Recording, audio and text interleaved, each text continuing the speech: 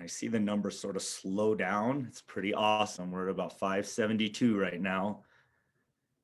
It's also pretty amazing that for this workshop, we have over 1,500 people signed up and registered to take on some professional learning. So thank you all for investing all your time and energy into this workshop, into this professional development, coming early this morning for an amazing keynote. You're going to be really excited for.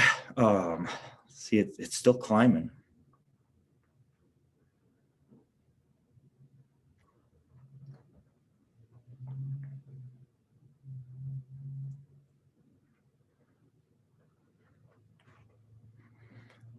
All right, well, we'll get going here, sort of flattening out a little bit as we go here. Thank you again, everybody, for coming. And I really just want to honor that you made it here this morning after, I think it's a gross understatement to say how difficult of a year it's been. Just been with the pandemic, all the social unrest. I mean, our communities in this country have been significantly impacted in a number of ways. And so coming here to engage in this conversation and in this professional development it's really touching, and I'm honored to be a part of it. I know this group is honored. I know every presenter out there that we have, many amazing speakers and moderators here to do some professional development with you are all very excited and honored to be a part of this. You know, this year there's been a lot of adverse childhood experiences, right? And I think you've heard me, if you've heard me at all, talk about any trauma work that we acknowledge that. The chronic stress for all of us has been really hard to handle. And our youth have been really impacted, especially our marginalized youth. There's been significant stress and trauma that has impacted their learning and their families.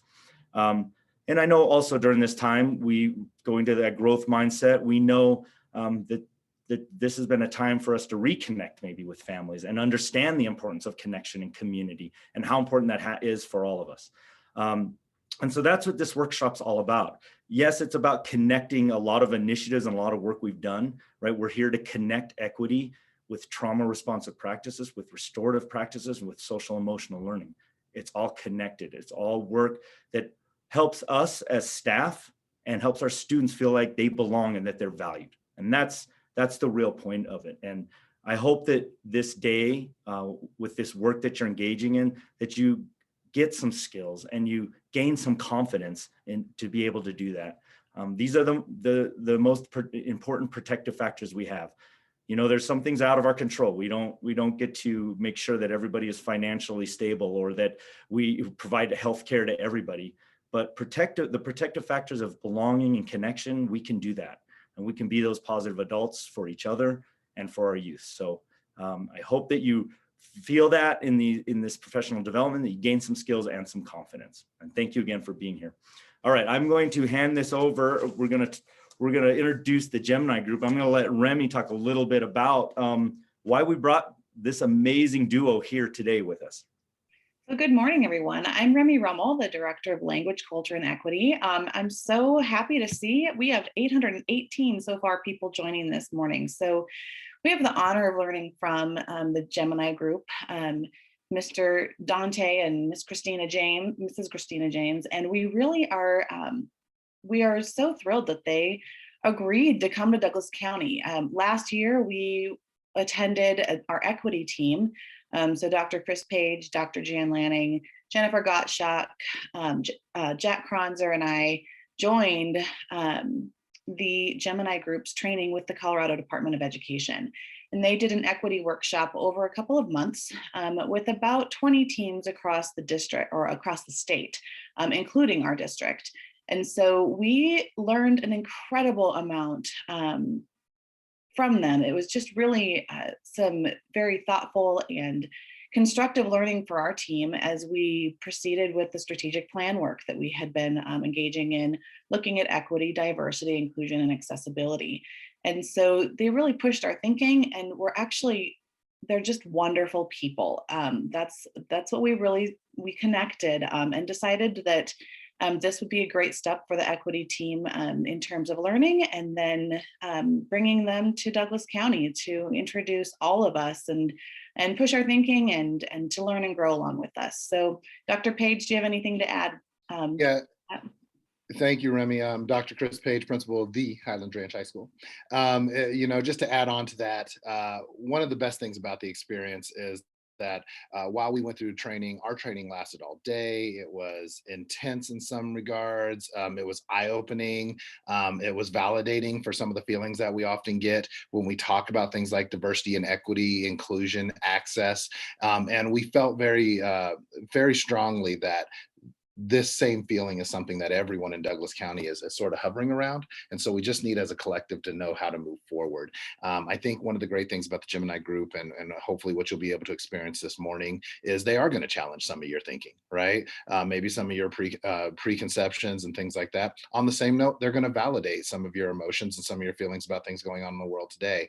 But most importantly, they want to engage you in the ability to have open thought, dialogue, conversation to continue to move our district forward. And so we are so excited to have them here. I appreciate everyone who joined on for having such open minds, open hearts, and being willing to hear. And just know it should provide for a great platform for you and those other people in your building to really start engaging in some thought-provoking questions, but more importantly, in some soulful questions that really mean the world to you, and how you want to not only be represented in this district, but how you want the district to look in the next couple of years for yourself, for your own kids, and for the kids you teach every day. So thank you once again for showing up today. We're excited to have you, and now we're at 900.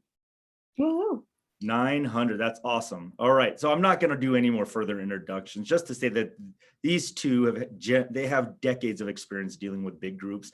They want to answer some questions. So near the end of this keynote, we're going to turn on the chat function, and then the rest of us are going to kind of monitor that and see if we can get some themes of questions to ask them. They really want to do that. And also know that they're going to be back this afternoon. If you look at the later sessions in your sched, there's a 2-hour block where they're talking to our community, but everybody here is invited to that, and that's going to be another opportunity to really engage with them. All right, I'm going to hand it over to Christina and Dante. Take it away.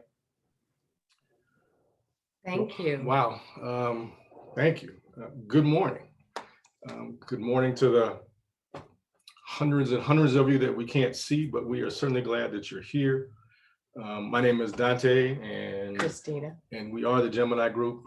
And equity is the work that we do around the country with school districts, higher ed, nonprofits, state and local governments, just across the board, really trying to help organizations infuse the concepts of equity into their work on a daily basis to ensure the best outcomes for everyone, certainly with a focus on communities of color at this point.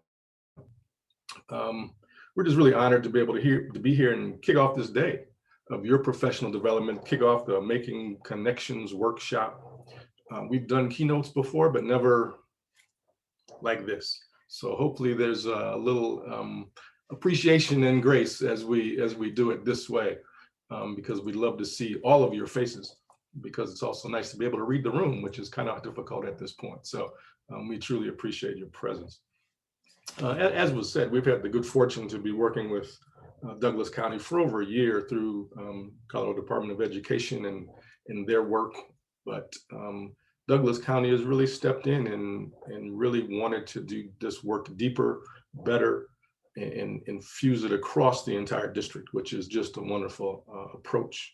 And we've already begun to see the positive outcomes for the work that they're doing. And we specifically want to thank the folks who've been mentioned already: Remy Rummel, Dr. Chris Page, Dr. Janet Lanning, Zachary Hess, Laura Gorman, and Jennifer Gottschalk for getting us here today, this morning. And so we truly appreciate their time, their effort, their energy, and the work that they put in to really make this a reality. And so we're here to talk about belonging. And what does that mean? But in a bigger context, equity. And we're also going to talk about institutional systemic racism and institutional bias. And it's not even past 8 a.m. yet. So we're going to step in very early with these difficult conversations, which are probably one of the more conversations that are difficult to have. So our goal is, as Dr. Page said, to just really hopefully inspire, challenge, give you some different ways to think, perspectives that maybe you hadn't thought of, Always happy to have an aha moment or so. So let's just get into it. So starting out, let's just start you with a quote that we love, which is from Nelson Mandela, that education is the most powerful weapon that you can use to change the world. And so how are we being responsible with how we are educating our kids? So why that title in the first place of belonging? All children belong. Well, what does that mean? Well, there's no question that all children do belong. But the real question is, do all children feel like they belong? And we would argue that they don't. And so how do we ensure that we're doing better to make all of our kids feel like they belong? So let's describe belonging by starting with the opposite of what it is. So if we provide some different phrases, the opposite of belonging is feeling alone, or feeling lonely, feeling friendless, of feeling like an outsider, of feeling like you have to suppress yourself to be accepted for who you are. And nobody wants to feel like this. And certainly we don't want our kids to feel like this in our classrooms. And it's that sense of feeling othered, whether they can describe it that way or not. And so othering isn't about liking or not liking somebody. It's just a way of not recognizing another person's individual identity. And consequently, those who are othered are seen as less worthy of dignity and respect. It's about valuing all and feeling and being heard and seen, not feeling like I'm invisible. And even further, belonging is that sense of fitting in or feeling like you're an important and valued member of a group. And we know, certainly for kids, belonging doesn't insist that but certainly for kids, it's about their sense of self-identity that is still growing, that they're still shaping, they're still trying to figure out who they are, what they believe, all of those things. And so that sense of belonging is just so important. And it doesn't insist that we're all the same by any means. It means that we recognize and engage around our differences. And then we have to include those perspectives that are different than the dominant culture, which we'll talk about in just a moment. But also very clearly that differences don't mean deficit. This is not some deficit model. That we have to value the differences. And that means seeing the strength and the importance in these differences of all of our kids. And so how are their varying needs taken into consideration, even if they think that they are feeling like they belong? But how are we, as the adults and the educators in this context, really taking into consideration the varying needs to ensure that we are creating equitable outcomes for all of them? So before we get into the main topic of equity, we just want to go through some foundational definitions, just to make sure we're all sharing a common language from the get-go, right? We all know what diversity is. Diversity is just difference. Inclusion, what we like to consider inclusion, is that belonging plus, right? It's that feeling of belonging, but then there's that plus factor where our diversity is being heard, being seen, being valued, having a seat at the table, being a part of the decision-making process, having a true voice in the change.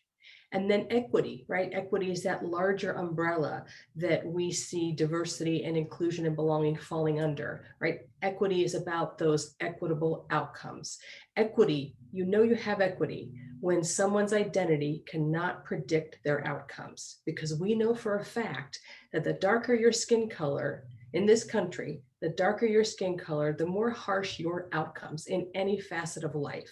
So when we have equity, we have that ability to say your identity does not predict your outcome. And, with that said, we're stressing outcomes. And in doing that, we want to make sure it's clear we're not talking about intentions, right? So many of us have the best intentions. We want to do good and we want to help. Our intentions are irrelevant in this conversation because equity is about outcomes and impacts. It's not about intentions. And sometimes we get stuck on the idea of creating opportunity or creating access. That does not necessarily change the outcome if the system itself is biased in how it engages with those students or whomever is within that system. Mm-hmm. And, let's also point out one more thing, that equality is good, but equality also will not get us to equity. We can treat everyone the same, but not have equitable outcomes, because we know in the classroom alone, not every student's needs are the same. Not every colleague's needs are the same.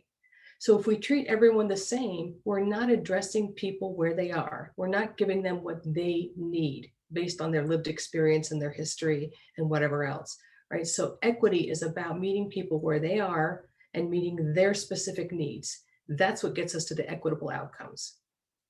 And then also that getting to equity is a critical thinking process, right? It's asking the right questions. And this afternoon, we'll go into more detail about what are those questions that you should ask? How are you questioning assumptions? How are you challenging the status quo, right? How are you challenging the systems that have always upheld the dominant culture benefits, but not everyone else? And then dominant culture. We've referenced it a couple times. When we say dominant culture, we're not talking about the highest percentage of the population. Right? We're talking about the identity that represents those people who are typically in positions of power in this country. They're in the positions of power of institutions and systems that we all operate in. And that identity is very specific. It's white, it's male, able-bodied, Christian, and straight. Now, I'm not saying all positions of power are held by this identity, but if you look around, the majority of positions of power are held by this identity. And when I say positions of power, I don't just mean, the superintendent, the principals, the assistant principals. You as teachers hold power in your classrooms. And then race. Just to be clear, when we talk about race, we're talking about race and ethnicities of color. Okay, and understanding and remembering that race is a social construct. There's nothing biological about race. We created race. And if we created it, we can dismantle it and reach true equitable outcomes. So why the conversation about equity? Why do we need to talk about it? Why is it important? It's not a new conversation. I mean, equity's been in use for a long time in various ways. We can talk about college scholarships that are based on need. We can talk about grants that are based on need. Not everybody gets the same $5,000 because they're based on need. That's equity. And then truly talking about race in this country is not something new. The word white was first used in legislation in 1681. So it's been around since before we were a country. Education was allowed to be legally segregated from 1896 to 1954. That's a very long time to overcome the vestiges of all of that. Again, 1954 was the Brown versus Board of Education to desegregate with all deliberate speed. I think we're still working on that. Indian boarding schools, if you know what those are, where kids living on reservations were literally kidnapped by the federal government and sent across the country most of the time to have their nativeness stripped of them, their language, their culture, their religion, their spirituality, so they could be better servants for the dominant culture. The last school closed that way was 1984 in the state of Utah. In 2010, one of the largest school districts in the state was found to have violated the civil rights of Latino students and Spanish-speaking students and teachers. In 2020, the president's executive order stated that anyone who receives federal funding, any organization receiving federal funding, cannot provide training around race or systemic racism. So talking about race is nothing new. Fixing things around race is what has become the conversation of the day as we watch the news over and over. This is not a new conversation. But it's also one of the most difficult to have for organizations and institutions. It's easier to default to the next any other conversation except talking about race. Because the more we talk about it, the more divisive we make it. All of those explanations and examples and rational efforts to divert from a conversation around race.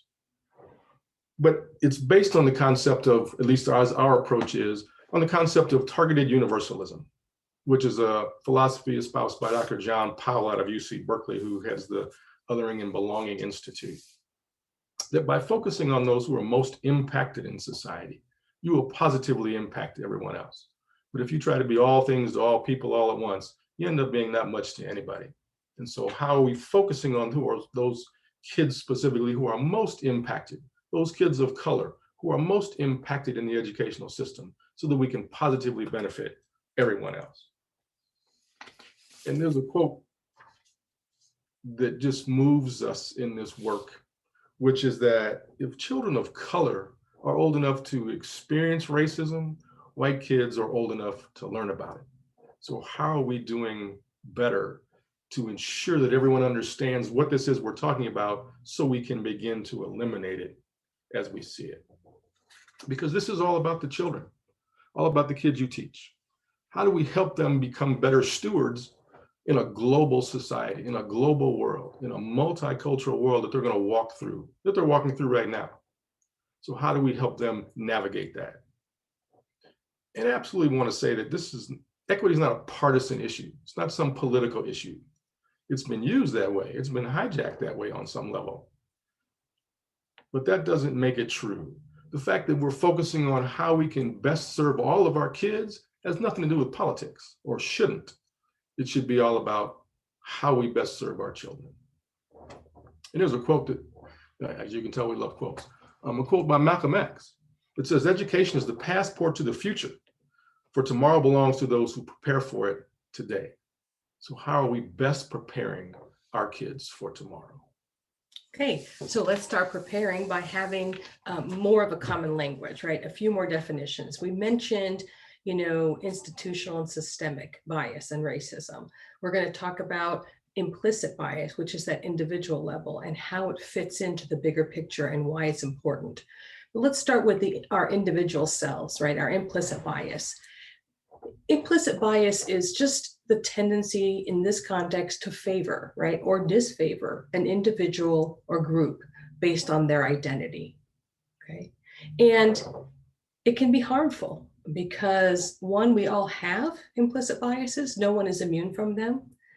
But also, if we're not aware of them, then we will unintentionally harm others and have negative impacts on others. So that awareness is critical. It operates in the unconscious part of our brain. The implicit bias is in the back deepest recesses of our minds, right? It's in that part of our mind that's always on autopilot, going rapid fire, right? The unconscious part of our mind dictates 99.9% of the decisions that we make. And so it's very influential in everything that we do. And it's important for us to understand, again, this is not about intention, but this is about outcomes. We are not going to intend for our implicit biases to harm others or other groups or other individuals, but it will happen without us realizing it if we're not aware. So this conversation about implicit bias is about awareness, right? Because we don't want to continue to do harm to others, especially our students. So where do our biases come from? There are many biases and a lot of ways that we get our biases. We get our biases from the world around us, right? From the time we're born, we start learning and experiencing, hearing and seeing things that are feeding our young minds, that are feeding the unconscious part of our minds. And a lot of them are true and some of them are not true and they're not factual, right? Those stereotypes that we learn, those are creating our implicit biases. And then throughout our lives, those same things continue to perpetuate and support our biases. From the time we're young, the movies that we watch, the cartoons that we watch, the books that were read as children, right? They all show certain identities in certain manners and ways. Those are creating our implicit biases. Children as young as 3 have been studied to show that at that young of an age, they already have implicit biases, right? They're shown the doll experiment, a black doll and a white doll, and asked questions. Which one's pretty? Which one's smart? Which one's bad? Which one's good? And as young as 3, they've already made those distinguishing ideas in their mind from the things that they've learned up into that very short period of time in their lives. Okay. We get our biases, our assumptions and our implicit biases from our families, our peer groups, our communities, our churches, our spiritual entities, our education system, okay? Media, the news, entertainment, you name it. So there's no way to get around it. And so that's why we have to understand we all have them. How do we become aware of them to change how we impact others? So we're just going to give you two examples. Confirmation bias is one example, right? That very basic desire to seek out or hone in on information that confirms our belief system, right? That supports what we already believe to be true. There may be a lot of evidence to the contrary, but we are trying instinctively to feed what we know to be true, okay? And with that, let's say I'm a teacher in a classroom and I have a student whose previous teacher shares information with me. Maybe it's not the best information. Maybe it's some challenges the student has had, some behavioral issues the student has had. And they share them with me because they're trying to prepare me to take this student forward in the coming year. I can't unknow that, right? So my instinct is going to be to confirm what I now know to believe, what I now know to be true, that there are some challenges with the student. And then my mind is going to instinctively go towards finding those things in that student's behavior and performance that support that, rather than supporting something else or being objective. I'm not doing it intentionally. I'm not trying to harm the student. It is happening if I'm not conscious about this potential impact of my confirmation bias. Okay? Affinity bias. We all have connections with people. We all have certain good feelings about someone that we've just met for a multitude of reasons, right? We went to the same college, we grew up in the same town, our kids go to the same daycare, we shop at the same grocery store, whatever it is. But if we are not aware that we have these potential affinity biases, we again could have negative impacts on people that we don't have that same affinity with, okay? Having the affinity bias is not bad, but not being aware of the negative impacts on those we don't have that bias for could be a problem, especially again, if we're in a position of power or influence. And most of the adults in the education system are all in some position of power or influence over students in some way or another.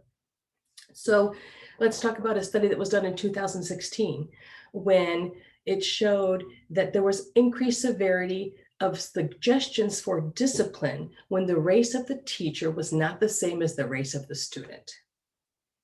Okay, so when I don't have an affinity towards a particular student, they don't identify like me, I'm not going to give them the same benefit of the doubt as I'm going to give those students that I identify with. Not intentionally again, but it's going to happen if I am not aware. And we also know that the majority of teachers in our systems are white. So what does that mean for our students of color?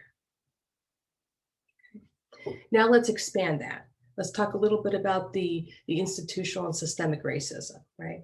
And we start with the implicit bias because yes, it's that individual piece, but it's important for all of us to understand our role in the bigger picture, right? Fixing the institutional and systemic issues is incumbent on all of us stepping in and doing our own work. Right? And so we have to understand our individual role in the bigger picture.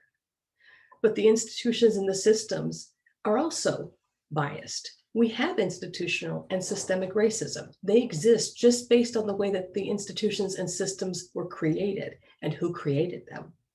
So it's our role to figure out how to change them. Let's talk about policies, practices, procedures, programs. Okay? We have to look at all of those things, even policies that are facially neutral, right? We're not living in the 1800s where we put the word race in the document, right? We're living in a time where we don't have the racial terms in our documents, yet we still have inequitable outcomes for people of color. That is because even when those documents don't say the race on the document, they still in implementation have the same impacts based on race. And that's because of the way they were created and the way our implicit biases come in and the status quo that has been around for a very long time that we have not changed yet. Let's talk about how some of these institutional and systemic biases and racism impact our students, right? Suspensions, expulsions, discipline, when SROs are brought into the picture, graduation rates, who's called on more in class by a teacher, right? Who is considered hyperactive versus disruptive? Right? Who is given the benefit of the doubt? Who is assumed to be the troublemaker? Who is more likely to be in special education? Who's more likely to be in advanced placement classes? Who's more likely to be in gifted and talented? Right? We focus on institutional and systemic change because they are the areas where the most harm is done. And because of that, they are the areas where the most positive change can occur. But we have to know how we fit individually into those systems. Doesn't matter how large the system is. That's irrelevant. As long as we all share a common language, common values, shared goals, as long as we're all working towards the same strategic, intentional, and thoughtful desired outcomes, the size of the organization is irrelevant. Okay. And we have to be mindful, right? As we all know, we didn't get here overnight. It took us over 400 years to get to where we are today. We're not going to change it overnight. We have to have patience. We have to have grace with one another. We have to be in it for the long game. Right? If we want this change to be sustainable, we have to understand it's not going to change overnight. But we have to start now, because now is absolutely the time. One more quote, Socrates. The secret of change is to focus all of your energy, not on fighting the old, but on building the new. And this is why we talk about equity and implicit bias, because it's so important in making those institutional and systemic changes, right? Our implicit biases, the long game, the rebuilding, right? Not just adding some, nice fluffy words to our strategic plan, but to really delving in to the work that we do and how we do it, right? To really change the dynamics, to really question our assumptions. That's what this work is about.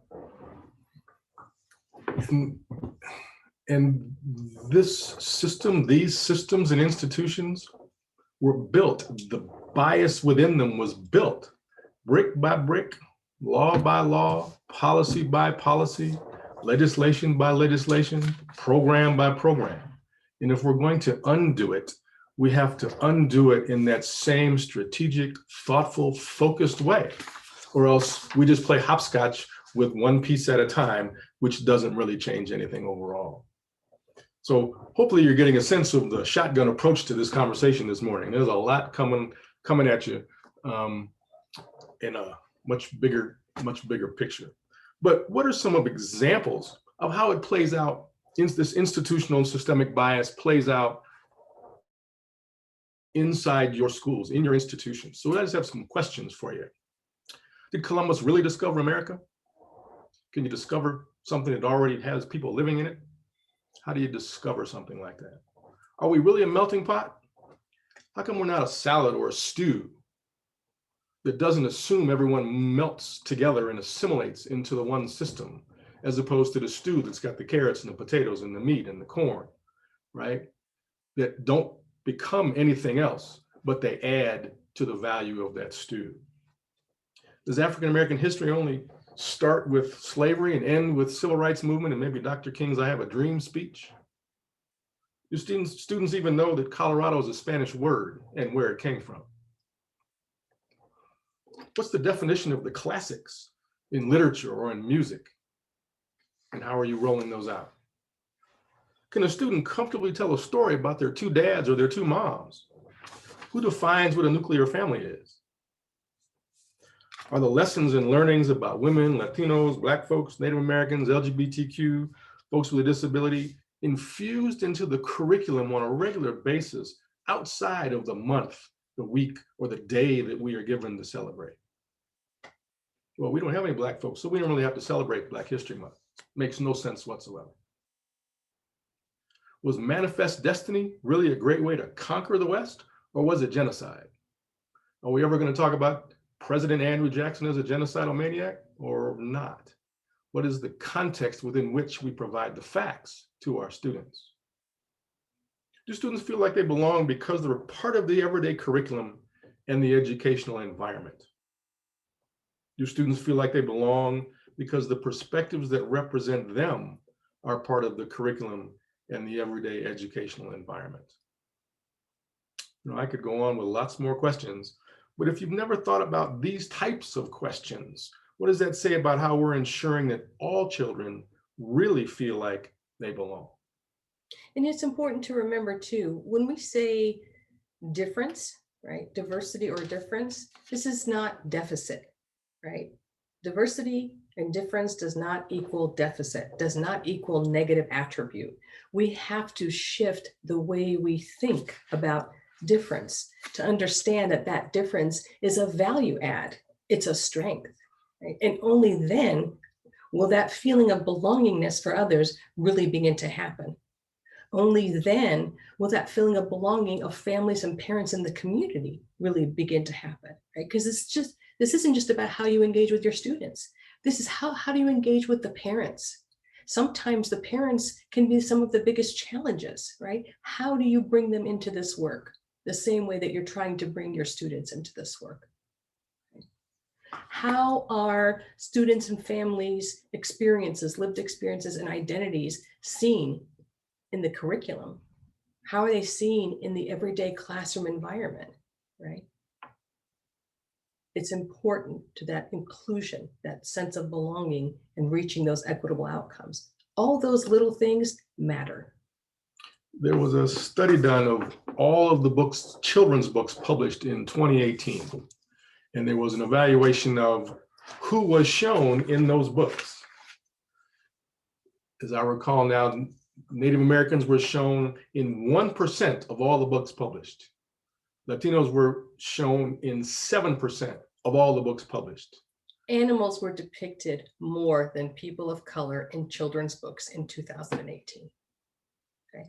So we're not just afraid to talk about race, we're afraid to write about race or read about race. And let's remember in all of this work, how critical intersectionality is. None of us walks through the world with one identity. And if we carry more than one marginalized identity, that just increases the potential for harm and increases the chances for detrimental or inequitable outcomes, right? I could be a brown female with a disability who identifies as an LGBTQ member, right?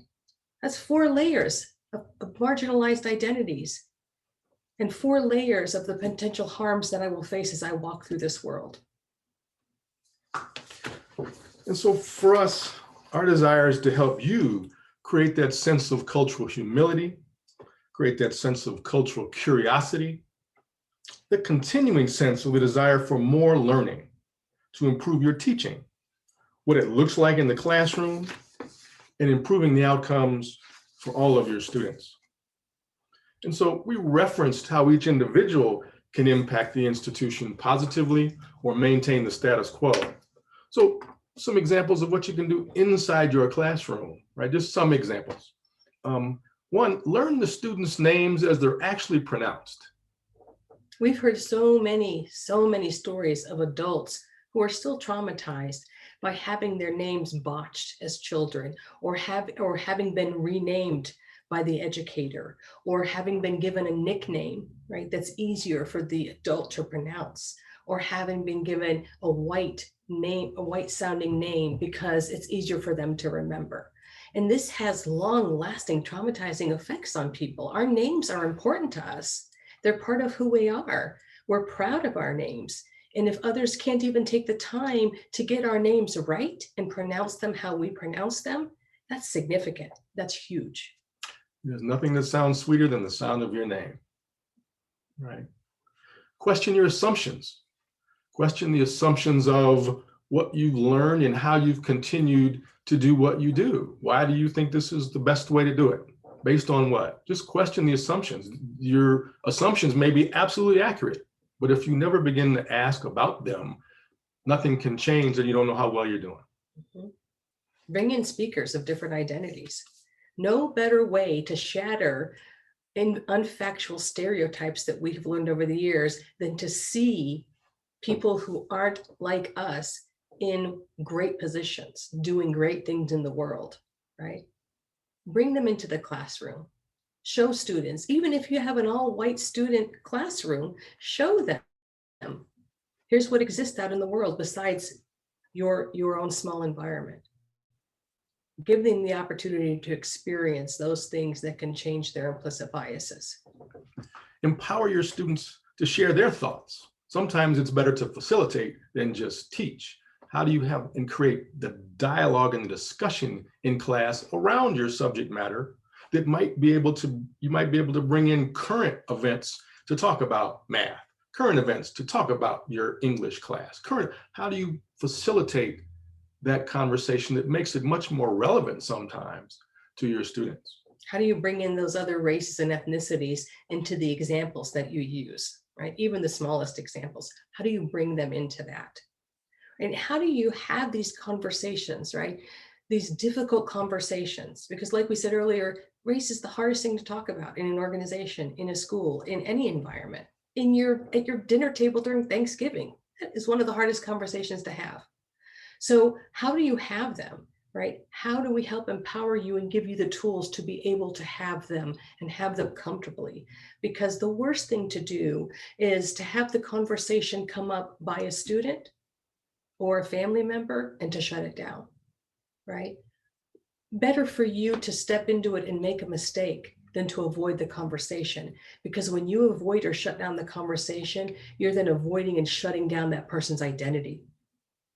Okay? You're devaluing that identity that could have been part of that conversation.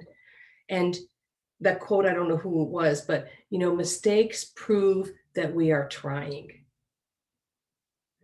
So make the mistakes.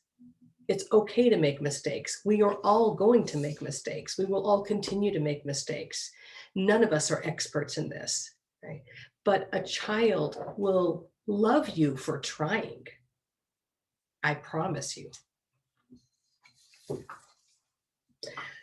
So let's talk a little bit now about something else that plays into not feeling like you belong, right? That not inclusive environment, right? And we're talking about microaggressions, okay? Because they happen all the time.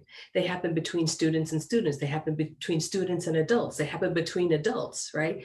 And microaggressions are nothing more than those verbal and nonverbal engagements that are insults or they're offensive, right? They don't mean to be harmful, but they are harmful, right? They're targeted towards individuals with marginalized identities, right? Microaggressions are founded in race, right? Because they started when people were studying the way white people were treating Black people on Harvard's campus, right? But it has since grown and expanded. It covers all marginalized identities. And not a day goes by when somebody with a marginalized identity doesn't have the potential to be the recipient of a microaggression. Okay. And like equity, it's not about intentions. It's about impacts, right? It's about harm. You will have the best intentions in the world, but you could still harm somebody. I could be trying to build a relationship and get to know you and learn about you and commit a microaggression, right? My wonderful intentions aren't going to change the harm that I am inflicted on somebody else, right? And it's a pretty big topic, but we just wanted to touch on it because we know you all are experiencing it. There are a ton of examples in a school that happen, right? We hear white students using the N-word in slang, right? And not understanding the impacts. Black students having their hair touched, right? Saying you can't understand somebody with an accent when really you're just not trying to understand because they're speaking very well, right? Expecting the Black students to be athletic, expecting Asian students to be the best at math and science, right? Saying somebody speaks good English because you assume English is not their first language, okay? These are all things that are done and said, not out of ill intent, but will still be harmful in their impacts. And it's important for us to understand that and learn more about that and do our own work around this. because we all have committed microaggressions. But learn what they look like, learn where they come from, right? Create that second thought within your mind to try and stop yourself from committing future microaggressions. And if you make the mistake of committing a microaggression, own it and just apologize and learn from it, okay? Because we're all gonna do them. We're all gonna make them. Just own it. Appreciate when somebody tells you the impact of what you just said, and own it. And please don't say, I'm sorry, but. Leave the but out, right? Don't try and explain it. Don't try and justify it. Don't try and share your intentions, because then you just minimize the experience of the person who was harmed by the microaggression. Just apologize, learn from it, and don't make the same mistake twice. That's the best you can do. Macro microaggressions are just as harmful, right? We're not conducting them on an individual level, but they're all around us in the world we live and walk in, right? In your schools, what's hanging on the walls? What's depicted in your education environments? If I walk in as an immigrant from a country, English is not my first language, maybe I'm brown, whatever the case is, do I feel like this is a place that I'm welcomed, that people understand and understand me and have learned about me? Am I walking in feeling like I am a part of this environment? Or am I feeling again like that other, right? We always talk about the demographics are changing. No, they're not. They've changed. We just haven't caught up to the change yet.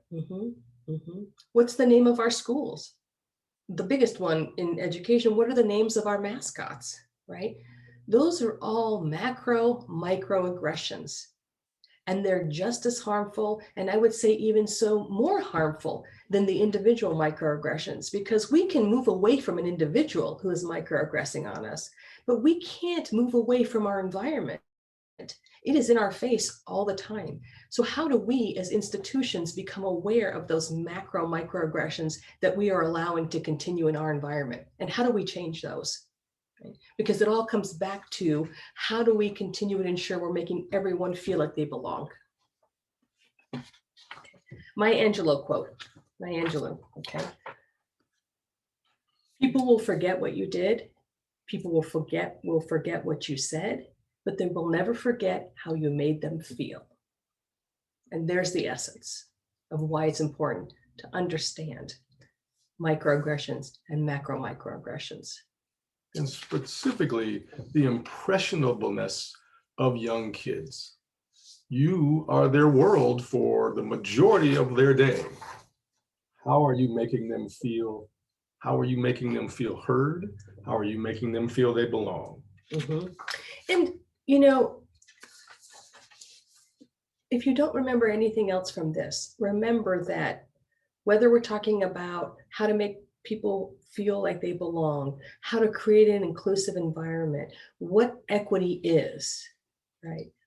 How not to do microaggressions. The most important pieces to those are, again, remembering these aren't about intentions. We're not saying any of you have bad intentions. We're not asking you to tap into your inner racist, right? We are saying we all have implicit biases. We all commit microaggressions. We all are a part of a larger institution that has macro microaggressions. So what do we do, right? How do we ensure that we're not upholding the dominant culture status quo that has harmed so many people outside that dominant culture? How do we shift that, right? How do we get to those equitable outcomes? How do we step away from our own intentions and realize this is much bigger than any one of us individually? All the things that we do, big and little, matter, right? To ensure that our students and our families feel like they belong and have equitable outcomes in the end, right? Because that's what we're trying to do. We're trying to improve outcomes. All of these things matter when we desire to have an environment where every student, every family member, every staff member can be present as their authentic selves and will be seen, heard, and valued for it. So lots of questions going through chat. So we're gonna just finish with a quote, which is, every student is one caring adult away from success. However, caring is not necessarily enough. are you learning to care better? So we wish you much success on behalf of all of our students. And this afternoon, if you want to learn a little bit more and have an opportunity for more discussion, we'll see you this afternoon. So we truly thank you so much for your time in engaging in this conversation, and welcome the questions that you put together. Thank you. So Dante and Christina, I see one big thing is how do we balance really addressing the needs of every student and their belonging in our schools with confronting some of the hostile or uninterested or disagreement out there from either community or possibly families, etc.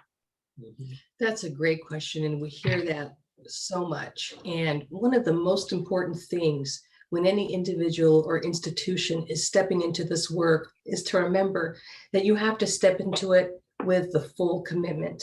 Like any change, there are going to be dissenters. There are going to be people who are afraid of it. There are going to be people who challenge it. You have to be committed to the reason you stepped into this work so that you can manage those challenges when they happen, because they will happen. But if you let those challenges or those dissenters steer you away or push you back or stop you from doing this, don't even start it in the first place, because it will happen. And to be able to stand on the fact that now this is a value of the district where you work, right? The school board passed a resolution about equity not that long ago, thanks to folks on this Zoom call. It's a value. And so we are responsive to the value of the organization where we work and the expectation that this is how we will inform and educate our children.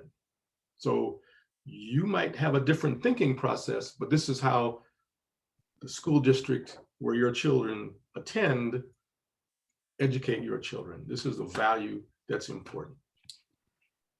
Thank you. So I hear, what is your why and how do we foster that sense of belonging and understanding our purpose? So thank you. I appreciate that. And feel free, any of our panelists, to jump in too. I started collecting themes and I'm sure you did as well. We had another one. How do we really address that continuum of readiness when some people are more ready than others to really jump in to our equity work? And like you said, the equity policy that was passed and that resolution to commitment to equity. How do we address readiness and where do we go from here? How do we address what? Readiness. So Readiness. Yep, sorry. this is a way, right? This is building the organizational capacity to be more ready. And so how do we continue these conversations? How do we continue to provide this professional development so that you as individual teachers have a comfort level of stepping into this work? Because more often than not, it's, I don't know how to do this, so I'll just not, versus how do I learn to do this better? So this type of professional development, we would certainly suggest, is how you improve the comfort level of folks to step into this work. Absolutely. Continue to develop the common language, continue to develop the shared understanding and the values, and educating yourselves and one another.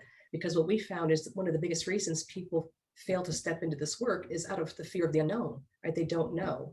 They don't know what they don't know. They don't know how to fix it. And so they're afraid of making mistakes. And so they choose not to step into it. So the more tools and education you can give people around this, the more likely they will be to step into it and engage. And it becomes a normal part of the conversation and expectation. So all the directors of departments on the call, this should be a part of your staff meetings. This is not just some one-off. This should be a part of your staff meetings to ensure asking the questions about how are we doing with folks with a disability, with folks who are of color, with girl students, with boy students. Asking the questions, it isn't an accusation of anything, but you have to ask the question even to determine what our baseline is, to know that the expectation is we will be checking to see how well we're doing, because this is important. Thank you. And with our last couple of minutes here, we had a question, or a number of questions around what are some strategies and very specific steps for Douglas County School District? I know you mentioned a number just recently with questioning our assumptions, having speakers of different identities, empowering students to share, and opening the conversation, being open to accepting our microaggressions when they do happen. What are some additional strategies or next steps that you would think are very important for our district to take? Well, great question. I would suggest one of the things that the district is working on, the equity cohort is working on, is a racial equity plan, or just an equity plan. Because hope is not a plan. And if you're just trying to address one thing at a time, you're just playing hopscotch, and there's no strategic approach to doing this and ensuring it's getting done. So you can have a district plan. You could also have an individual internal school plan. How is your school looking at its outcomes specifically? Put something together so that you can then evaluate how well you're doing based on the plan that you put together. Mm-hmm. And these plans are so important because, like we talked about, each individual having a role in the larger change, individuals need to know what their role looks like, right? And how they engage in the larger change. And those plans can be just that. And then we'll be talking more about strategies and suggestions this afternoon as well. If anyone wants to join, we'll have more time to kind of delve into some of those strategies. Thank you. We appreciate that. And I'm going to open it up to our other panelists. Those are the main themes that I've found. Any last question before it's 9 o'clock? I don't have a question, but I do want to make sure that we emphasize, realize this is just a starting point, right? Just a conversation starter. And I know that there are some people who are maybe even feeling uncomfortable. And I appreciate those of you who've reached out and said things like, well, I don't believe I'm prejudiced and things like that. And remember that the focus of this conversation isn't to say you're bad, you're prejudiced, you're doing wrong things. It's to be reflective as educators, right? To give ourselves a chance to think about some of the comments and the conversation that's going on. One of the best things we do as educators is we reflect on what our work is. So that way we can always do better. And if it gives you an opportunity to reflect on maybe some of the points that have been brought up, and that you can provide even more for your students and for our parents on the call, the same thing. If it allows you to reflect as a parent on maybe some of those conversations that you have, that's the benefit of it, right? That's the power of it. And that's what you want to do. We want to be reflective because that's the only way we can actually make positive change and move forward effectively.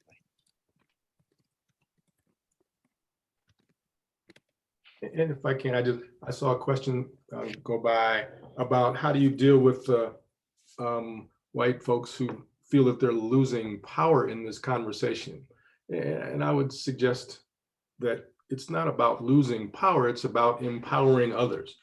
Isn't taking anything away from white parents or white children. It's how do we now recognize the other folks who maybe have not been recognized the same way in the past. So it's not a zero-sum game. It's not pie. It's how do we ensure that we're recognizing everybody in a positive way to ensure that the outcomes can be better served for everyone, not losing anything because I'm white. Saw a number of you also ask when Dante and Christina are going to be back this afternoon, and Remy put that in the chat. It's from 4 to 6:15 this afternoon, so it's a much longer session where you can really dig in with them. And it's called Your Child in Equity, What You Need to Know.